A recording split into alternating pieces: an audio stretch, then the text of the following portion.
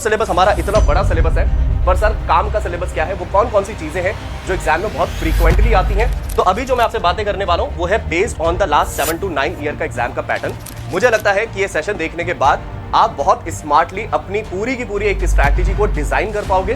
But yes, हमें यह भी ध्यान रखना है कि प्लान को एग्जीक्यूट करने के लिए तो सर हार्डवर्क चाहिए होता है और उसका कोई भी रिप्लेसमेंट नहीं है। मैंने एक लिस्ट शेयर करी है, that is of 12 important chapters.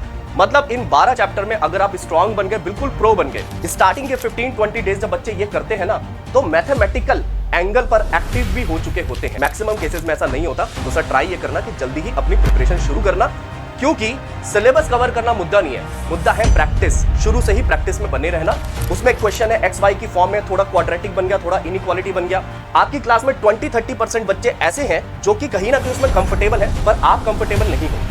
तो ट्रस्ट मी, स्टार्टिंग से ना आपके मन में फोमो क्रिएट हो जाता है कि यार मैं इस क्लास में ही कहीं स्टैंड नहीं कर रहा, तो कैट एग्जाम में मेरा क्या ही होगा। और धीरे धीरे करके ना कहीं आप गिव अप वाले जोन में चले जाते हो। ओके, सो हेलो हाय सभी को, वेलकम टू दिस वीडियो। स्वागत है आप सभी का आज के इस सेशन में। तो आज का हमारा सेशन है कैट 26 के student and related to quants. तो ये सेशन में मैं आप लोगों से बात कर रहा हूँ क्वांट के सिलेबस के बारे में, साथ ही साथ थोड़ा सा नहीं, काफी डिटेलिंग में एक स्ट्रैटेजी पे भी हम लोग बात करेंगे, ताकि सिक्योरली आप अपनी प्रिपरेशन को प्लस 99 परसेंटाइल तक लेके जा पाए। एट द सेम टाइम आपके 12 इंपॉर्टेंट चैप्टर्स कौन कौन से होते हैं, जिनको अगर आप एक अच्छे से प्रो लेवल पे कर लो तो कहीं ना कहीं 99 तक पहुंचना बहुत आसान आपके लिए हो जाता है। तो मुझे लगता है कि ये सेशन देखने के बाद आप बहुत स्मार्टली अपनी पूरी की पूरी एक स्ट्रैटेजी को डिजाइन कर पाओगे। बट यस, हमें यह भी ध्यान रखना है कि प्लान को एग्जीक्यूट करने के लिए तो सर हार्डवर्क चाहिए होता है और उसका कोई भी रिप्लेसमेंट नहीं है। तो शुरू करते हैं आज का डिस्कशन और आज की वार्तालाप। तो इस सेशन में काफी सारे पॉइंट होंगे जहां पर आपका स्क्रीनशॉट लेने का मन करेगा कि सर साइड में हो जाओ, स्क्रीनशॉट ले लेता हूं। तो उसकी जरूरत नहीं है आपको, क्योंकि ये मेरा टेलीग्राम ग्रुप है, दैट इज आरंभ_रमन। इस टेलीग्राम ग्रुप को आप ज्वाइन कर लेना, वहां पर मैं इसकी पीडीएफ आपको शेयर कर दूंगा। तो आप आराम से जो जो बातें मैं बता रहा हूं, बोल रहा हूं, दिखा रहा हूं, वो सब आपको वहां पर देखने को मिल जाएगी। तो शुरू करते हैं सर और आते हैं मुद्दे पे। सबसे पहले मैं आप लोगों से डिस्कस कर लेता हूं कुछ बेसिक इंफॉर्मेशन जो शायद थोड़ा बहुत गूगल करोगे तो भी आपको मिल जाएगी। तो अभी जो मैं आपसे बातें करने वाला हूं वो है based on the last 7 to 9 year का एग्जाम का pattern. Total number of question आपके रहते हैं 22, टोटल टाइम 40 मिनट्स का। अगर आप प्लस 99 परसेंटाइल जाना चाहते हैं विद 100% एक्यूरेसी, आपको 10 क्वेश्चन सॉल्व करने होंगे। 80 to 85% की एक्यूरेसी है तो अराउंड 12 क्वेश्चन। 99.5 परसेंटाइल से प्लस आप जाना चाहते हैं और आपकी 100% एक्यूरेसी है तो 12 क्वेश्चन, और अगर 80 to 85% की एक्यूरेसी है देन 15 क्वेश्चन। तो ये हो गया थोड़ा सा जो भी एक नॉर्मल सा पैटर्न होता है उसके ऊपर। अगर मैं सिलेबस के पॉइंट से बात करूं तो सर ये पूरा का पूरा आपका सिलेबस होता है। आपका quant section number system, algebra, arithmetic, geometry and modern maths में डिवाइड होता है। ये है उसके सब टॉपिक्स। तो ये तो मैंने कुछ कॉमन बातें कर ली जो आप थोड़ा बहुत गूगल करेंगे तो भी आपको मिल जाएगा। लेकिन जैसे मैंने कहा कि बहुत से ऐसे पॉइंटर्स हैं, बहुत से ऐसी बातें हैं, बहुत से ऐसी छोटी छोटी चीजें हैं जिनका मैं चाहता हूं आप ध्यान रखें। अब वन बाय वन उनके ऊपर आते हैं जो शायद आपको इस वीडियो के थ्रू थोड़ा सा एक्सक्लूसिव मैनर में देखने को मिलेगा, एंड देन आप स्मार्टली प्लान कर पाएंगे अपनी पूरी की पूरी स्ट्रैटेजी। तो सर यहां पर आते पॉइंट पे, कहने को सिलेबस हमारा इतना बड़ा सिलेबस है, पर सर काम का सिलेबस क्या है, वो कौन कौन सी चीजें हैं जो एग्जाम में बहुत फ्रीक्वेंटली आती हैं, या मुझे उन पे बिल्कुल प्रो बनना चाहिए, और प्रो बनने के लिए मुझे पहले वो पर्टिकुलर चैप्टर्स या वो पर्टिकुलर सेक्शन कंप्लीट कर लेना चाहिए।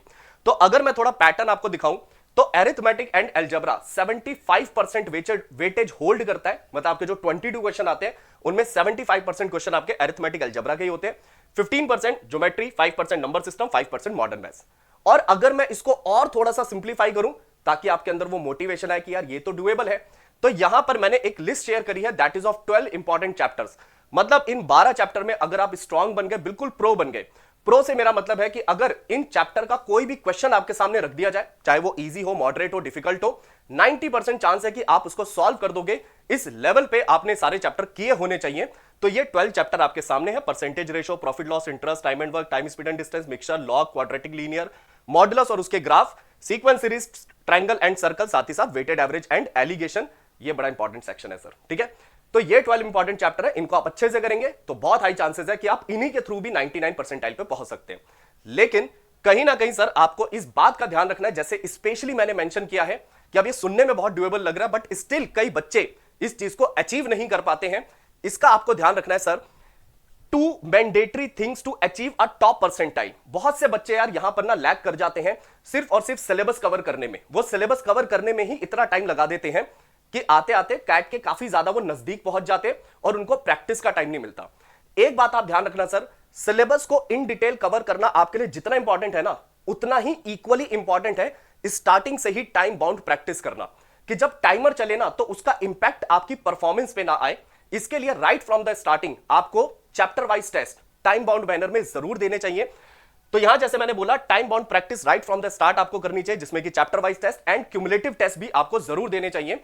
जैसे मैं अपने प्लेटफॉर्म पे थोड़े क्यूमुलेटिव टेस्ट मैनर में कोर्स को आगे बढ़ाता हूं। मतलब अगर मैंने लॉग चैप्टर पढ़ाया तो पहले लॉग के टेस्ट डलेंगे, फिर मैंने क्वाड्रेटिक पढ़ाया तो कुछ टेस्ट क्वाड्रेटिक के और कुछ क्वाड्रेटिक प्लस लॉग, फिर मैंने मॉडुलस पढ़ाया तो कुछ टेस्ट मॉड के, देन कुछ test mod quadratic logarithm. Suppose उसके बाद मैंने परसेंटेज पढ़ाया तो कुछ टेस्ट परसेंटेज के और कुछ test percentage modulus quadratic log. तो जैसे जैसे बच्चा सिलेबस में आगे बढ़ता है ना कहीं वो फुल लेंथ मैनर में धीरे धीरे करके अपने टेस्ट देता चला जाता है। एंड ट्रस्ट मी, वो टेस्ट देने का बहुत यूज टू हो चुका होता है। उसके लिए टाइमर चलना ना चलना एक ही बराबर है। तेजी से सॉल्व करना, स्पीड बढ़ना, एक्यूरेसी बढ़ना, इस पे इसका स्टार्टिंग से ही काम होता रहता है। और एक सर बहुत इंपॉर्टेंट चीज है, that is essential of quant. ये जो पर्टिकुलरली मैंने मेंशन किया, इसेंशियल ऑफ क्वांट, ठीक है। ये क्या चीज है मैं आपको बताता हूं। नॉर्मली बच्चे क्या रहता है कि यार अरिथमेटिक और अलजेब्रा का वेटेज बहुत अच्छा है, तो मैं पहले अरिथमेटिक से स्टार्ट करूंगा। पर मैथमेटिकली ना कुछ कुछ ऐसे टूल्स होते हैं जिनमें अगर आप स्ट्रांग हो तो आप पूरे कोर्स के फ्लो में कभी भी ब्रेक नहीं करते। जैसे एग्जांपल के लिए अरिथमेटिक के एपी का सम का जो फॉर्मूला है वो कभी भी किसी भी चैप्टर में आता है। अगर आपको स्क्वायर की सीरीज को ऐड करना है, कभी भी किसी भी चैप्टर में आ जाएगा। 4 का divisibility rule, integers, positive integer, negative, ऐसी बहुत सी चीजें होती है जो कभी भी किसी भी चैप्टर में यूज होती है। बेसिक लेवल की इनइक्वालिटी कहीं ना कहीं आपको आइडिया होना चाहिए, वरना क्या होगा कि आपका कोर्स चल रहा है, मान लेते हैं परसेंटेज से आपने शुरू किया, उसमें एक क्वेश्चन है एक्स वाई की फॉर्म में, थोड़ा क्वाड्रेटिक बन गया, थोड़ा इनइक्वालिटी बन गया। आपकी क्लास में 20-30% बच्चे ऐसे हैं जो कि कहीं ना कहीं उसमें कंफर्टेबल है, पर आप कंफर्टेबल नहीं हो। तो ट्रस्ट मी, स्टार्टिंग से ना आपके मन में एक फोमो क्रिएट हो जाता है कि यार मैं इस क्लास में ही कहीं स्टैंड नहीं कर रहा तो कैट एग्जाम में मेरा क्या ही होगा। और धीरे धीरे करके ना कहीं आप गिव अप वाले जोन में चले जाते हो।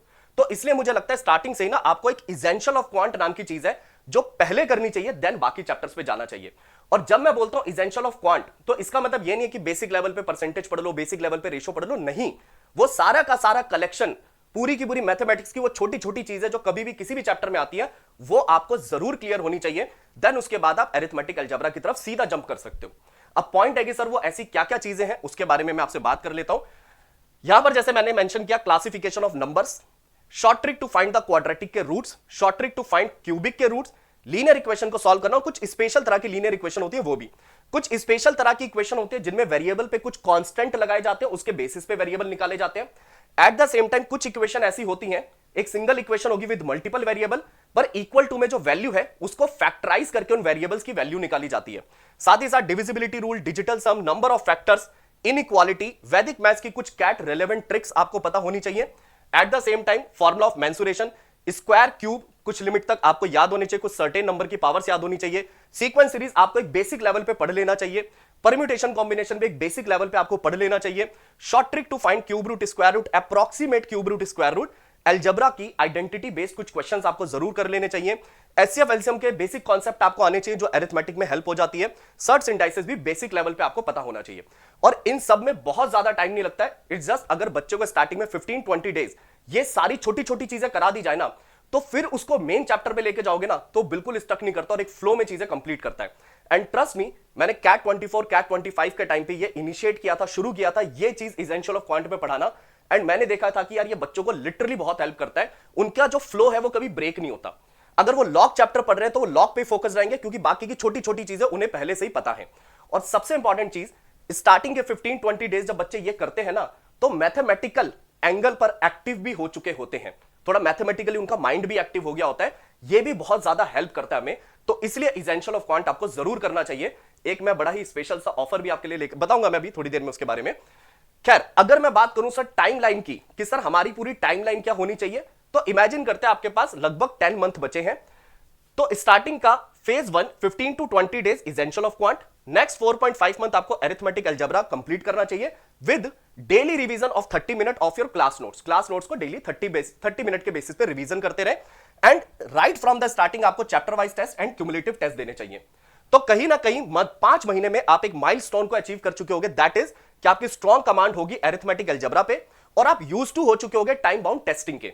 And then right after 5th month till CAT exam आप अपने sectional test, full length test को फ्रीक्वेंट बेसिस पे दे सकते हो। स्टार्टिंग में वीकली, देन उसके बाद at a gap of 3-4 days आप ज्यादा से ज्यादा amount of sectional and full length दे पाओगे। अगर मैं बात करूं सर फेज नंबर 4, तो दैट इज कि जब आपने 5 मंथ में कंप्लीट किया तो जस्ट उसके नेक्स्ट 2 मंथ यानी 6 और 7 मंथ में आप बचा हुआ सिलेबस भी कर सकते हैं। अब अगर ये वीडियो कोई बच्चा 2 महीने बाद देख रहा है, मैंने तो 10 मंथ का बताया, किसी पे 8 मंथ बचे हैं, तो अकॉर्डिंगली आप एडजस्ट करें इसे। ये चीज ध्यान रखें, अगर कोई बच्चा 10 मंथ के हिसाब से देख रहा है तो हो सकता है उसे डेली 2 घंटे क्वांट्स पढ़नी होगी। कोई इसी फ्लो को अगर 8 मंथ के हिसाब से देखेगा तो उसे 3 आवर्स पढ़ना पड़ सकता है। कोई इसे 5 मंथ के हिसाब से देखे तो हो सकता है 4 to 5 आवर्स डेली बेसिस पे क्वांट पढ़नी पड़े। एंड अगर कोई 2-3 महीने तक पे ले गया कि 2 महीने पहले एक्टिव हुआ है स्ट्रैटेजी देखने के लिए, तो अगर तो पढ़ने में बहुत स्ट्रांग है तो चांसेस है वो क्लियर कर देगा, बट मैक्सिमम केसेस में ऐसा नहीं होता। तो सर ट्राई ये करना कि जल्दी ही अपनी प्रिपरेशन शुरू करना, क्योंकि सिलेबस कवर करना मुद्दा नहीं है, मुद्दा है प्रैक्टिस। शुरू से ही प्रैक्टिस में बने रहना और through out the year motivated होकर पढ़ते रहना, ये बहुत बड़ा चैलेंज होता है सर, इस पे ध्यान दे। इसलिए जल्दी जरूर आप लोग को शुरू करना चाहिए। बाकी एक जो मेरी तरफ से आप सभी बच्चों के लिए है कि यार मुझे लगता है अगर कोई भी बच्चा कहीं से भी कोचिंग ले रहा है, कोई बात नहीं, जहां से पढ़ना आराम से पढ़ना है, किसी XYZ प्लेटफॉर्म से पढ़ना है, ओके है, बट ये एक एसेंशियल ऑफ क्वांट नाम की ऐसी चीज है, same with LRDI and VRC।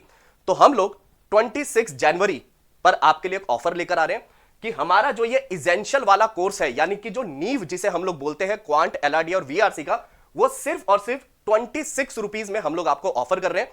तो आप इसको जरूर ले सकते हैं। इसकी वैलिडिटी मैं बहुत अच्छे खासे अमाउंट ऑफ पीरियड के लिए रखूंगा, ताकि कोई बच्चा अगर 1 महीने बाद भी इस वीडियो को देख रहा है तो ये 26 रुपीज वाले कोर्स से अपना essential of quant, essential of VRC और एसेंशियल ऑफ LRDI खत्म कर पाए।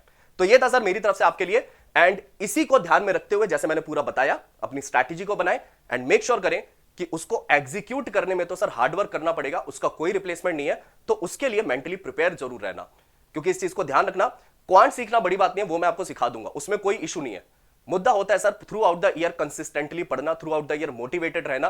तो उस पर आप थोड़ा सा काम करना फॉर श्योर, फिर ये आपको जो भी ये जर्नी है ना, ये ज्यादा डिफिकल्ट लगेगी नहीं। मिलता हूं आने वाले सेशन में, till then take care, bye bye, ध्यान रखें अपना, मिलते हैं आने वाले सेशन में।